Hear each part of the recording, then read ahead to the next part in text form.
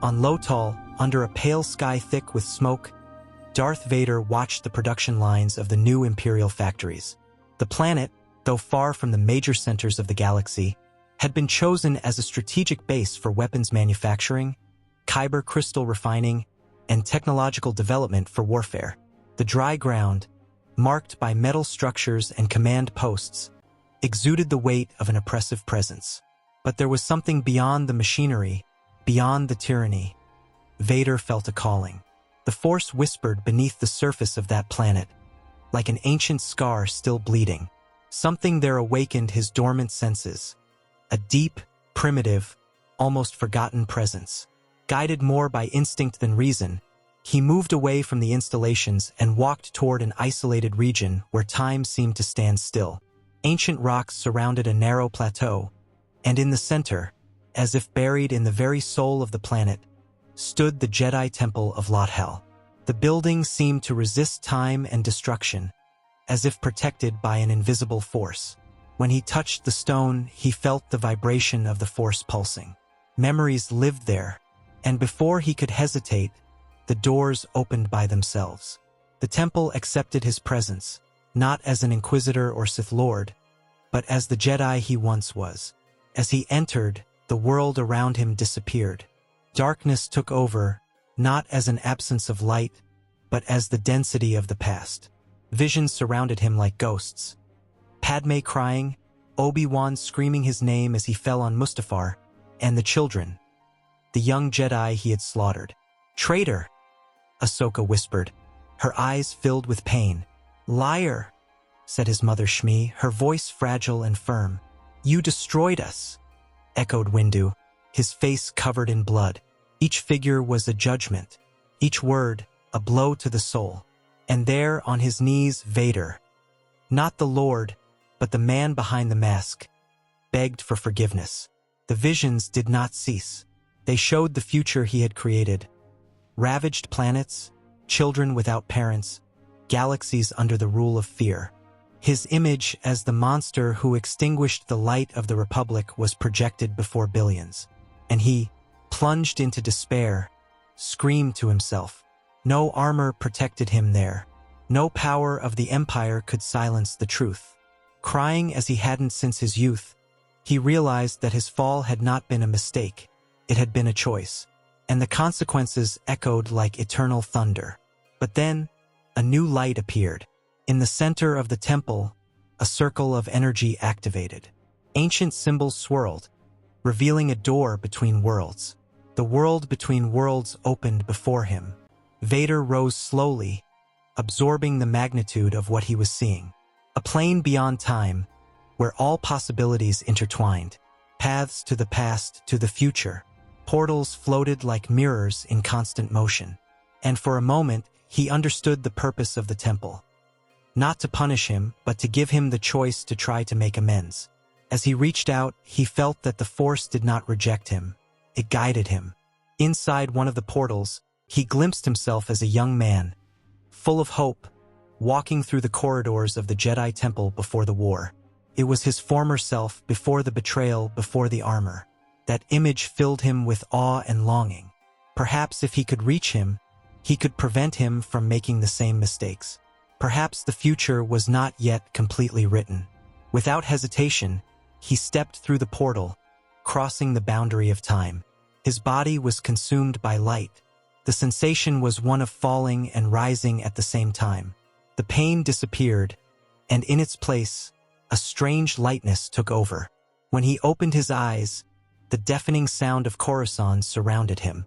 There was no more mechanical breathing, no metallic sound of prosthetics. He looked at himself. There was no armor. His skin was intact. His face was young. His eyes were free of the yellowish coloration of the dark side. He was back.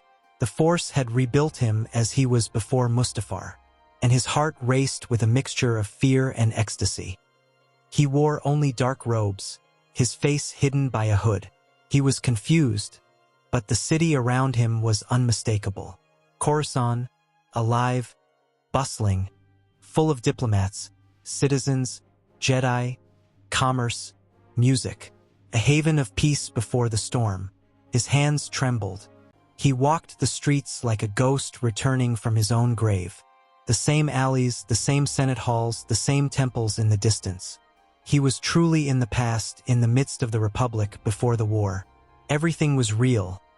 The Force was alive, pulsing within him like a melody he had forgotten. As he made his way to the Jedi Temple and saw a child running with a training lightsaber, his throat tightened. That same generation he had slaughtered in the future. How could he be there, surrounded by life and hope? But the feeling of guilt gave way to another more powerful one. Possibility. For the first time in decades, he felt that perhaps there was still a choice. Vader, or Anakin, or what was left of him, walked slowly through the Jedi Temple. There, in the side courtyard, a group of older Padawans trained with wooden lightsabers. They smiled, stumbled, learned. It was a simple image, but for him it was an unbearable sight. He recognized the scene. It was here that his downfall had begun. In the future, he knew, those children would be wiped out by his own hand. Vader's chest tightened. Every child's laugh was a reminder of what he had destroyed. Continuing to walk became a Herculean effort, but he couldn't stop. Inside the temple, the smell of ancient stone and incense enveloped him like a living memory. In the corridors, he recognized knights and masters he had betrayed. The green-skinned, tentacled master crossed one of the halls, smiling, alive and carefree. Another master argued with a Padawan in a low voice. They were two of the masters he had seen dying at the hands of Palpatine in his original world. Every face was a scar. The voices of the past, once silenced, returned as whispers. You betrayed us. You killed us. You condemned us. The Force reverberated in his chest like a lament, and he almost fell to his knees. But something pulled him forward, the certainty that there was something to be done. In the large hall near the Jedi Council, Vader stopped when he saw an image that froze his world. Obi-Wan Kenobi, still young, alive, smiling, talking to Anakin Skywalker, his past self. It was like looking into a mirror from another era, a memory come to life. Anakin's laughter cut through the air like a blade. Vader shuddered. His chest writhed in chaos, memories invading his mind. He took a step back, gasping. That movement was enough to catch Obi-Wan's attention, who turned and approached him. "Are you all right?" he asked cautiously. Vader replied in a changed, grave voice. "Of course, but I need to speak with the masters. It's urgent." Kenobi hesitated. His eyes analyzed the stranger with suspicion. The hood hid everything, but the Force whispered something disturbing. Still, something touched him. A thread of truth, a shadow of something he did not understand. Following his instinct, Kenobi said goodbye to Anakin of that time, agreed, and led the hooded man to the Jedi Council, unaware that he had just opened the doors to an avalanche in time. Behind him, the Senate corridors were silent except for the muffled sound of Obi-Wan's footsteps and those of the hooded man accompanying him. Vader, his hood still over his face, walked beside his former master, aware that every meter he traveled brought him closer to an inevitable encounter. Obi-Wan said nothing, but his eyes frequently strayed to the stranger. The Force pulsed between them in a disconcerting way, as if something bigger was about to happen. Vader knew the moment was approaching, the moment when he would face the living reflection of what he had been, his past incarnate. In the council chamber, the voices fell silent when the stranger entered. Vader stood in the center, surrounded by masters who had once distrusted him, and with good reason. Yoda stared at him silently, feeling the Force vibrate around that presence. Mace Windu was direct. "Who are you?" Vader hesitated, then spoke firmly. "I have information about a conspiracy that will destroy the Republic and end this order." Ki-Adi-Mundi crossed his arms impatiently. Plo Koon bowed his head. The atmosphere grew tense. Windu would not accept riddles. "Speak, or you will be removed." With a slow gesture, Vader removed his hood. The shock was immediate. The masters rose as one. Some were already touching their sabers. "Anakin Skywalker?" Plo Koon exclaimed. Vader did not answer immediately. His eyes, once corrupted, were darkened by pain. "What's left of him?" said the stranger who had just removed his hood. Obi-Wan, in the background, turned pale. It was impossible. He had just spoken to Anakin in the corridors. Yoda murmured, sensing the duality. Darkness in you, very dark, but truth there is also. Then Vader revealed everything. With restrained coldness, he exposed his name, his crimes, his rise as Darth Vader. He spoke of Palpatine's plans, the secret codes of Order 66, the use of clones, the names of the commander's program to execute the Jedi. His words were harsh, meticulous, raw. The truth, naked and bloody, filled every corner of the room. Some masters recoiled in disbelief. Others, like Ki-Adi-Mundi, demanded physical proof. But the narrative had too many details to be a hoax. The most serious revelation, however, would come with the last sentence. Palpatine is the Sith Lord, the same one you have been searching for years. The words struck the council like a bolt of lightning. Yoda narrowed his eyes. Mace paced back and forth, furious.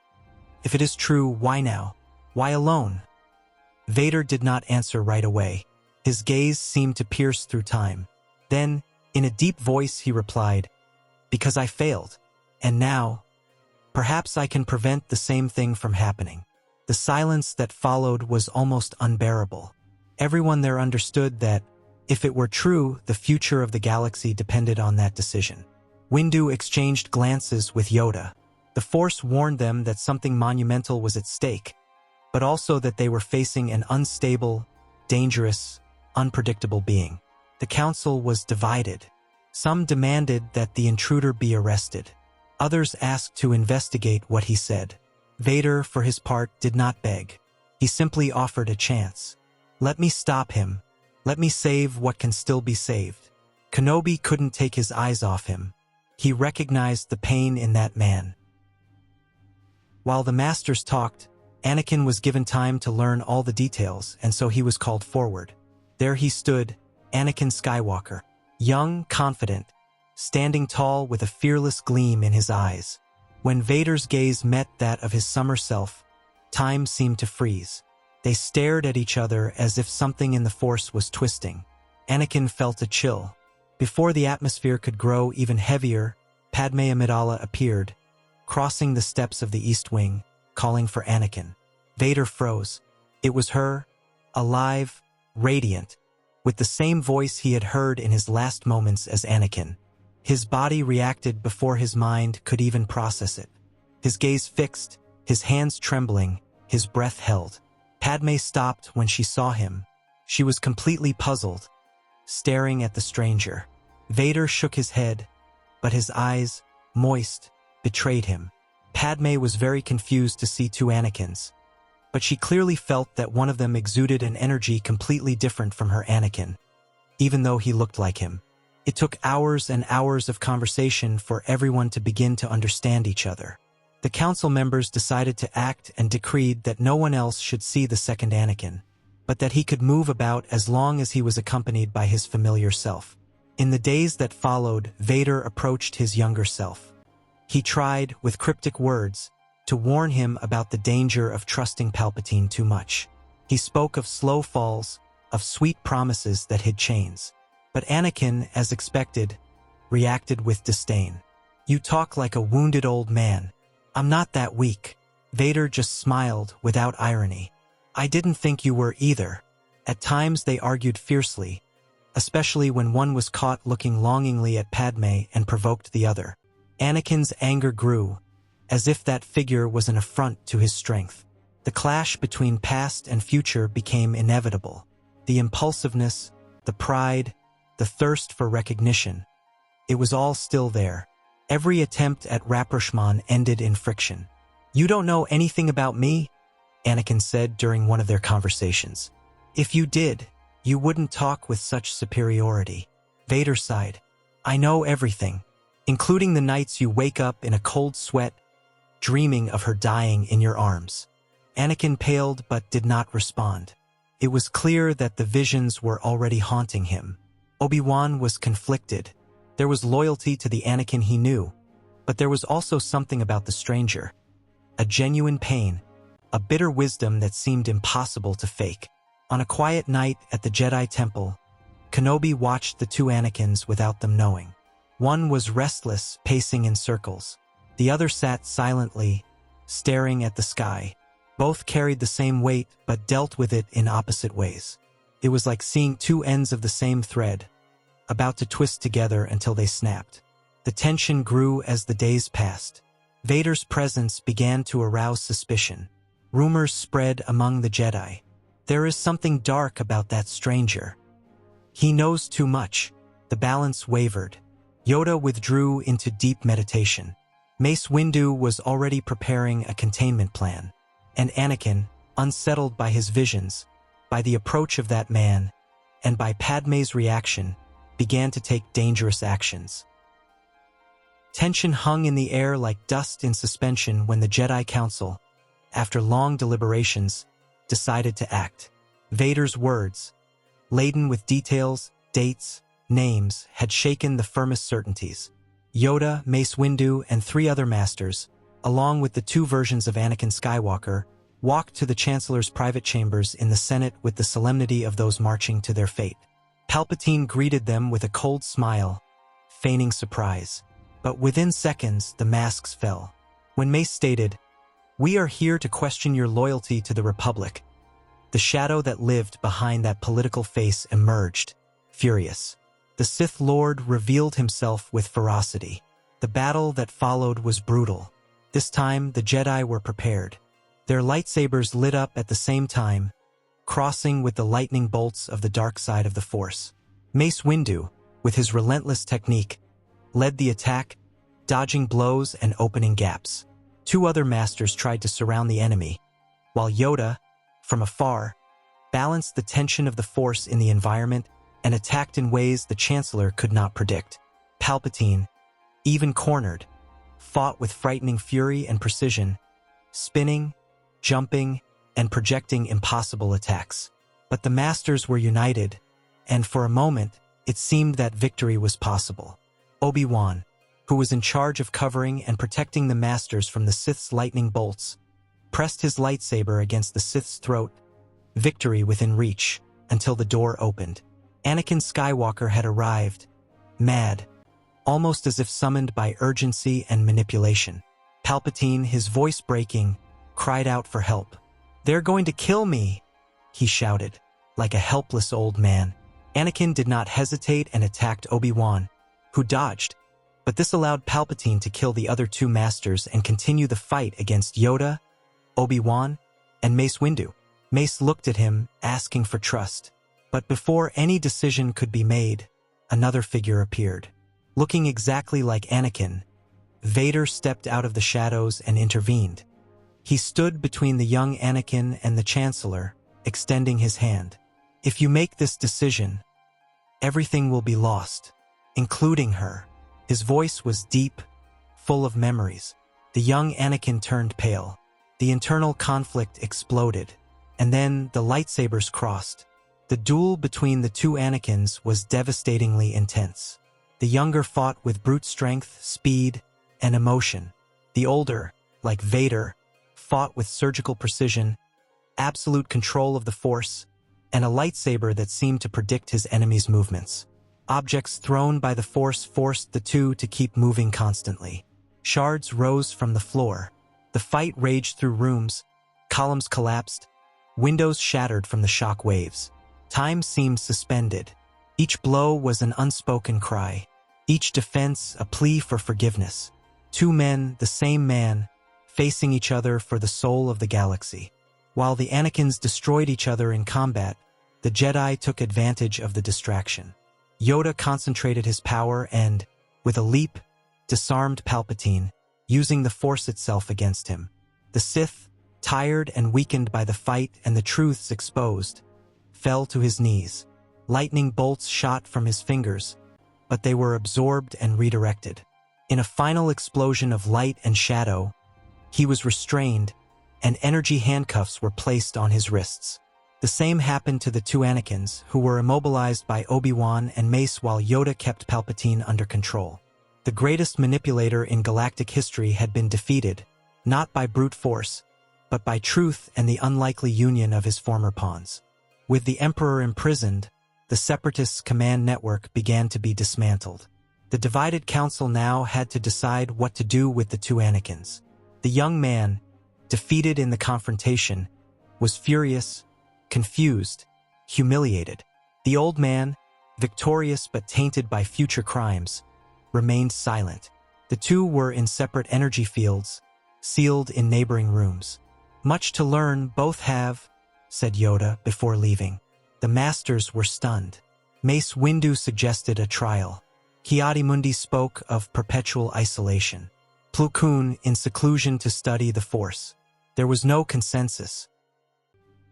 The silence between the two cells seemed solid, but gradually began to give way to the sound of voices. On one side, Anakin, restless, full of anger and confusion. On the other, Vader, motionless, his gaze lost in the void. The two shared the same face, but they were no longer the same person. "So this is what I become?" asked the young man bitterly. A hooded assassin, trembling with regret? Vader was slow to respond. When he spoke, his voice was low, almost a lament. "You have already begun to become that. The difference is that now, perhaps, you can still choose to stop." The conversation that followed was long and painful. Anakin insisted that he would never commit the crimes Vader had described. Vader, for his part, did not respond with anger, but with facts. "Remember the Tusken Raiders? That's where it started. You killed them, all of them, not just the warriors, women, children. I saw it, because I did it." Anakin looked away, ashamed. And then came the Jedi, and Padme. Her name filled the cell with silence. "Palpatine told me she died. Because of me. I strangled her on Mustafar, and I believed she died hating me. But I think it was a lie, and I believed it." The words broke something inside young Anakin. He sat down on the cell floor, his forehead resting on his knees. Vader watched. "You still have time. You can still love her truly. Not as a possession. Not with fear. With respect." Anakin raised his head. "But if the Chancellor is still alive, nothing is certain." Vader nodded. "Then we must finish what we started." Finally, they both understood what the Force wanted from them. Palpatine had to die. Not for revenge, but for liberation of the galaxy and of themselves. The escape wasn't easy, but it wasn't impossible either. With their connection in sync, the two Anakins used the same tricks that had fooled armies. They diverted the energy field using force vibrations and simulated a collapse to lure the guards. When the cells opened, they acted with speed and precision. Without killing, only disarming and knocking out, silent as shadows. In no time, they were in the lower corridors of the Senate, where the Republic's most important prisoner was kept under minimal surveillance, believing himself to be safe. Palpatine was waiting for them, leaning against his golden cell, as if he still reigned. "I see you've come back to bow down after all." Anakin advanced first, fury in his eyes, but before he could act, Vader struck him in the back of the head, knocking him down. "You are not the one who must carry this burden." The young man fell unconscious. Palpatine laughed mockingly. "Even now, you choose betrayal." But there was fear in his voice. Vader entered the cell because Palpatine was still wearing the energy handcuffs. This time, there is no audience. There is no spectacle. Only justice. And with the Force, he began to squeeze the neck of that wretched Sith. Palpatine struggled, throwing out promises, desires, plans. "I can give you worlds, eternity, Padme back." But Vader was no longer listening. His gaze was stone. His hands were raised, his fingers closing in the air as the old Sith writhed. And when the Force ceased, he crossed the cell and used what was left of his humanity. With his own hands, he strangled the master who had shaped him. Not out of hatred, for closure. When the Sith's eyes went blank, Vader stood in silence. There was no victory, only the end. Taking full responsibility, Vader pleaded guilty to the Chancellor's death. He said only, "It was necessary." Anakin had been taken back to his cell and, upon awakening, realized he had been knocked out. The council, divided, released the young man due to lack of evidence and the certainty that he was still only a knight in training. Vader, however, was hunted but never captured. On a quiet night, he escaped effortlessly, as if no one really wanted to stop him. For days, he wandered through the shadows of Coruscant, aimlessly. He watched from afar as Padme gave speeches and Obi-Wan smiled with relief beside Anakin. He saw the reflection of what he had lost and what he had helped to save. He knew he no longer belonged there, nor to that space. He was a misplaced piece, brought by the Force for a purpose now fulfilled. And so he climbed to the highest tower of the Jedi Temple. There, in the same place where he had once dreamed of glory, he knelt down. The wind blew, and the city sparkled in the distance. He closed his eyes and felt his body disappear, layer by layer. There was no pain. There was no fear, only acceptance. The Force enveloped him like an old embrace, not as punishment but as redemption. He was no longer Vader. He was no longer Anakin. He was just a breath in time, a seam in history. When he opened his eyes one last time, there was blue light all around him. And then he disappeared. In the galaxy, few understood what had happened. Even fewer would remember him. But somewhere among the stars, Anakin Skywalker would still live, not as a war hero nor as a monster, but as someone who, in silence, prevented the collapse of everything. By stopping himself from destroying what he loved, he finally saved the galaxy, and himself.